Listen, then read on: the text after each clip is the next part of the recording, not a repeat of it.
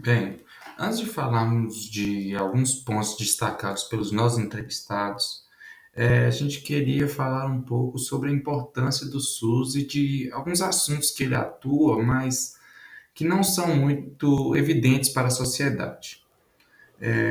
A princípio, eu queria destacar que o Brasil é o único país com mais de 200 milhões de habitantes a oferecer uma solução ampla para toda a população e é modelo internacional quando se trata de saúde pública. Tendo essa visão, segundo o IBGE, 70% da população brasileira depende desse sistema, mas esse número deve ter aumentado ainda mais devido à nossa pandemia que a gente está enfrentando.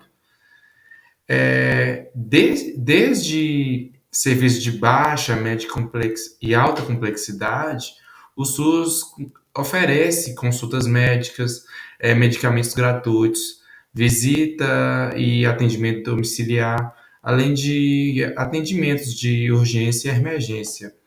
Além de tudo isso, existem alguns serviços que o SUS está presente no nosso dia a dia que não são reconhecidos, como, por exemplo, na água que você bebe, em supermercados, lanchonetes e restaurantes, portos, aeroportos e rodoviárias, na saúde do seu animal de estimação e também até no seu plano privado de saúde.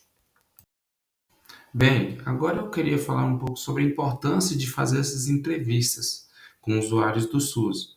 Bem, de início eu gostaria de caracterizar o que seria um usuário do SUS, que é o foco das nossas entrevistas. Bem, todo cidadão ele é usuário do Sistema Único de Saúde, como garantido no artigo 196 da Constituição Brasileira. No âmbito do controle social, o usuário é todo cidadão que não atua no sistema na condição de trabalhador, prestador de serviços ou gestor do SUS. Agora é meio que necessário a gente entender a importância de realizarmos tais entrevistas com a população. Uma das particularidades que chama a atenção na proposta da Estratégia de Saúde da Família e nas próprias diretrizes do SUS diz respeito à participação da comunidade. O controle social, ele é a melhor forma de participação da sociedade nas decisões tomadas pelo Estado no interesse geral. E suas manifestações mais importantes são o cidadão e o usuário no centro do processo de avaliação. O controle social ele é fortalecido com o advento do SUS e o incentivo à participação da comunidade pressupõe uma concepção que o usuário tenha competência para avaliar e intervir, modificando o próprio sistema. Assim, sendo a população em sua totalidade beneficiada com projetos e ações em saúde. A opinião dos usuários quanto à qualidade da atenção é considerada de extrema relevância quando, se busca avaliar esses serviços. Assim, não pode se deixar de se considerar sua percepção, a fim de contribuir para melhorias do sistema de saúde. É importante também é saber como a população inscrita às equipes da Estratégia de Saúde da Família avalia o atendimento oferecido, de modo de repensar as práticas profissionais ou intervir sobre de forma das organizações de serviços, visando assim seu aprimoramento. A participação livre e crítica dos usuários pode assim contribuir para o empoderamento desse grupo populacional. Questões essas essenciais para a viabilização de políticas de promoção de saúde e prevenção de agravos e controles de enfermidades. Desse modo, a melhoria dos programas de saúde pode ser baseada no processo de avaliação, apoiado na análise do sistema por meio da óptica desses usuários, assim, servindo de parâmetro para as ações e políticas de saúde. Olá a todos, meu nome é Alberto. e eu vou continuar aqui o seminário. De início, eu quero enfatizar que eu reconheço a importância do SUS, principalmente para um país como o nosso, né? País não desenvolvido. É essencial para as pessoas. Mas eu quero falar aqui agora sobre algumas questões, alguns problemas que me chamaram a atenção sobre o SUS, que foram apresentados pelas nossas entrevistas. O que mostra que o sistema ele é bom, perfeito na teoria, porém ele tem muitos problemas, muitas questões na prática que faz essa perfeição apenas se ater ao, ao plano teórico e não ao plano prático também, né? Então vamos lá. Outra coisa que eu queria apontar aqui é que eu quis fazer uma dinâmica, comparar as opiniões das pessoas, dos usuários de cidades grandes com as de cidades pequenas. Eu quis saber se ocorrem muitas diferenças, se há muitas similaridades, enfim. Então a nossa dinâmica será essa. E as cidades que foram entrevistadas aí, né, as pessoas das cidades, foram as cidades do Rio de Janeiro, que tem aproximadamente 7,5 milhões de pessoas. Entrevistei também uma pessoa da cidade de uma região do Distrito Federal, que é Ceilândia, que tem aproximadamente 350 mil habitantes. E também eu pesquisei as cidades pequenas agora, né? Foram a minha cidade, Gonzaga, que tem aproximadamente 6 mil habitantes. Também entrevistei uma pessoa da cidade de Minas Novas, que tem 30 mil habitantes, e as cidades de Badaró, Francisco Badaró e Virgem da Lapa, que tem cada uma aproximadamente 10 mil habitantes, né? Então vamos lá. O primeiro problema que foi unânime para todas as entrevistas foi a questão da demora, que se apresenta de diversas formas, mas a mais comum são para consultas mais simples e tratamentos não emergenciais. Para esse tipo de coisa, o sistema demora muito. Por exemplo, para marcar uma consulta, ela pode demorar meses, até mesmo anos para sair, o que é muito frustrante e faz as pessoas procurarem sistemas particulares para ter esse atendimento mais rápido, né? Isso foi unânime para todas as entrevistas, a questão da demora em procedimentos simples e consultas preventivas, né, corriqueiras assim, devem ser periódicas, elas demoram muito, que é um problema muito grave. Outra questão é, num dos entrevistados em cidade grande, que foi em Brasília, lá na região de Ceilândia, ele falou que para essas consultas corriqueiras mais simples e tudo mais, periódicas, e tratamentos mais simples, demora. Porém, para tratamentos mais emergenciais, por exemplo, um acidente, um acidente de veículo, por exemplo, o atendimento ele é bem rápido, certo? Porque eles tomam como preferência esse tipo de pessoas. E não só na cidade de Ceilândia, na região de Ceilândia, em Brasília, mas em outros entrevistados, como no Rio de Janeiro, esse fato também se mostra verdadeiro. Acidentes mais graves são tratados como emergência e são atendidos rapidamente. Tá.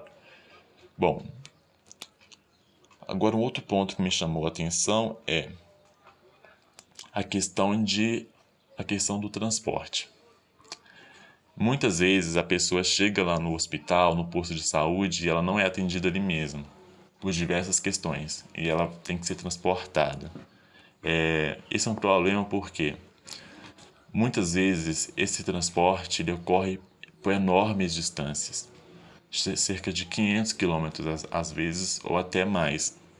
E um dos princípios do SUS é a descentralização, que, que tem que ter atendimentos próximos assim às pessoas. Mas na realidade não acontece isso, não em sua totalidade, né? Que por mais que tenha os PSFs, né, próximos das casas das pessoas, elas chegam lá e têm que ser transportadas, às vezes muitos quilômetros, o que se torna um incômodo, né, um problema. Nessa cidade, nessa região de Brasília, Ceilândia, o entrevistado falou que muitas vezes ele chega lá no hospital e por mais que o hospital ele tenha a capacidade de atender, tem especialistas, tem equipamentos e tudo mais, por falta de vaga, ele tem que ser transportado para hospitais muito mais distantes da casa dele. O que, no caso de uma emergência, seria muito ruim, até mesmo fatal. E nas cidades pequenas, esse transporte acontece por falta de um centro ali que possa atender, que tenha especialistas, que tenha equipamentos, que possa atender as pessoas.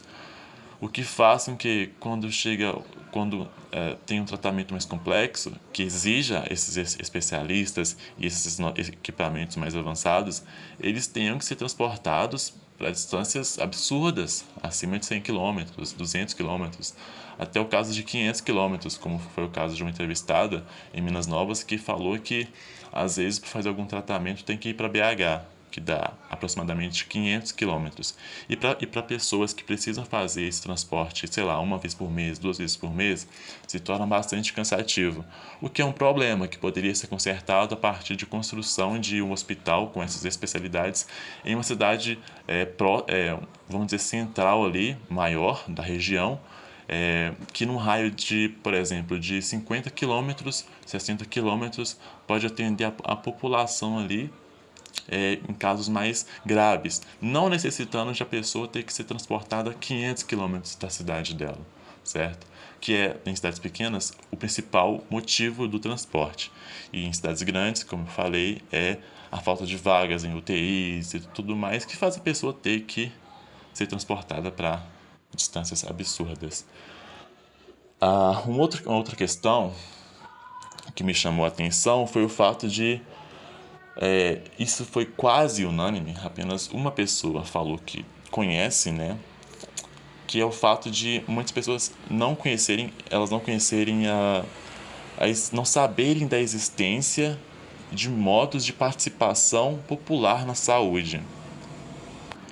E um dos princípios do SUS é a participação social, né, que é para decisões de questões sobre o sistema de saúde,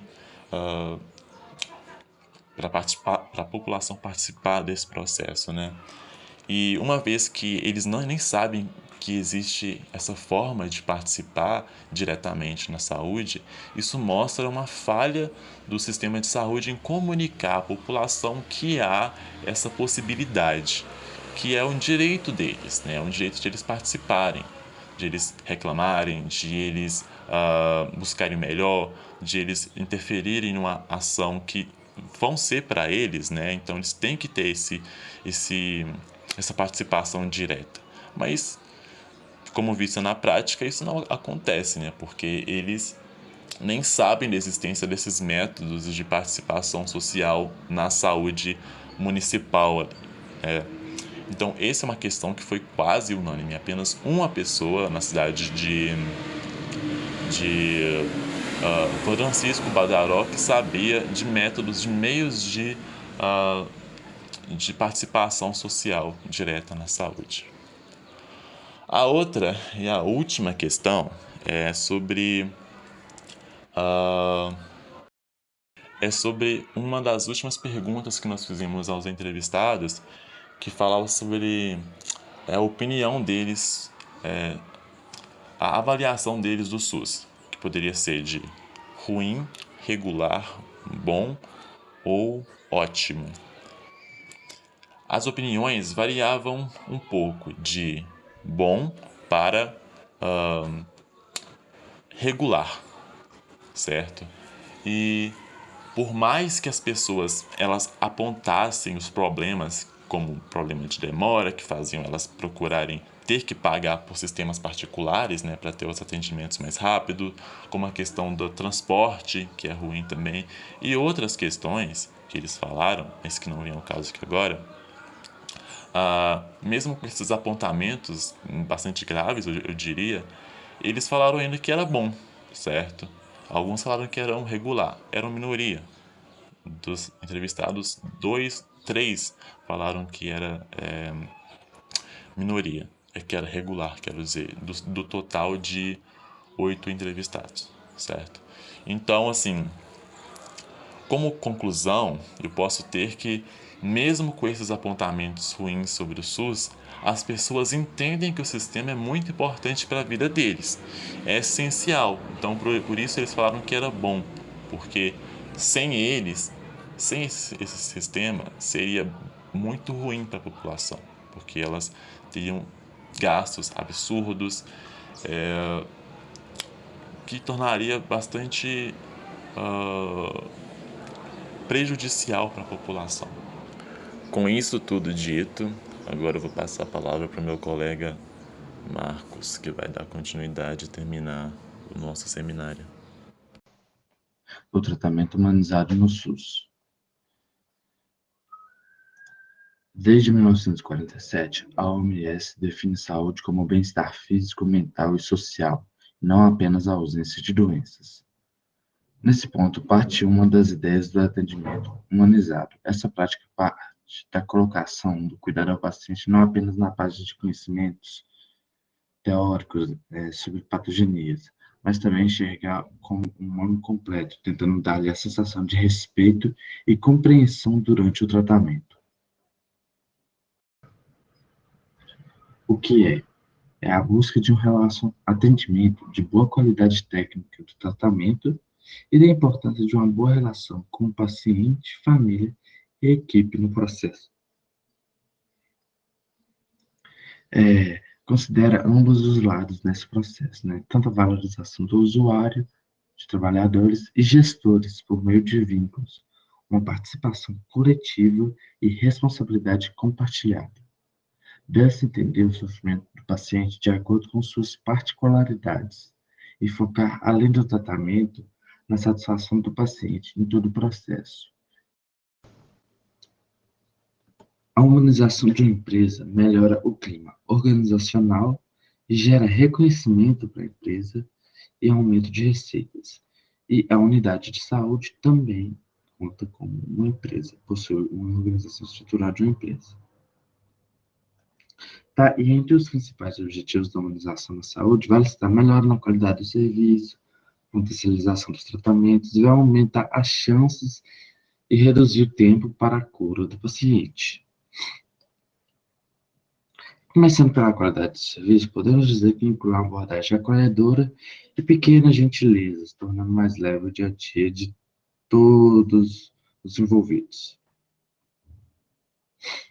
Isso porque a comunicação não violenta e transparente melhora as relações dentro das equipes de saúde, conferindo clareza para simplificar o planejamento e execução de processos. Também o uso de novas tecnologias para facilitar todo o processo do atendimento à saúde. Também as necessidades para a aplicação de um atendimento humanizado. Primeiro, que seria um tratamento individualizado. O que seria tratamento individualizado?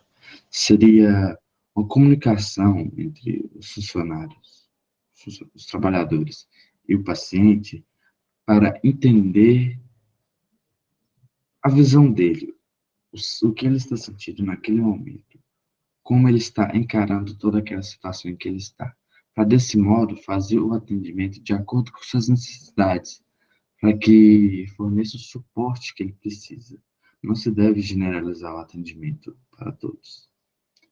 Também é necessário uma infraestrutura adequada que permita o conforto dos diversos casos de paciente, tendo um ambiente assim que o profissional é capaz de tornar a situação mais confortável, né? Que possa gerar um alívio para o paciente, de certo modo. Deve sempre contar também o trabalho em equipe, principalmente profissionais multidisciplinares para cuidar do paciente em todos seus aspectos físicos e emocionais. Tudo isso sem deixar a ética e o comprometimento profissional de lado. Na saúde, a humanização é definida como a busca pelo melhor atendimento aos pacientes e melhores condições para os trabalhadores. Logo, a busca por melhor qualidade nas unidades de saúde. Foi o que disse Luciana Nigri, que é uma administradora especializada em gestão e saúde, que fez até alguns artigos sobre o tratamento humanizado. Frase que exemplifica bem tudo o que foi dito anteriormente, né, no slide anterior. Desde 2003, existe o programa Humanize SUS, que tem como função, entre outras coisas, fortalecer iniciativas de humanização existentes. Apesar disso, os relatos dos entrevistados mostram, em alguns casos, uma gestão e estrutura que não condiz com o necessário para que o atendimento humanizado possa ser realizado. O site UOL disponibilizou a notícia no dia 8 de 12 de 2021 de uma mulher que ficou 3 anos na espera por uma endoscopia. Isso mostra como ainda há lugares que estão longe de seguir as necessidades para um atendimento que visa o conforto do paciente.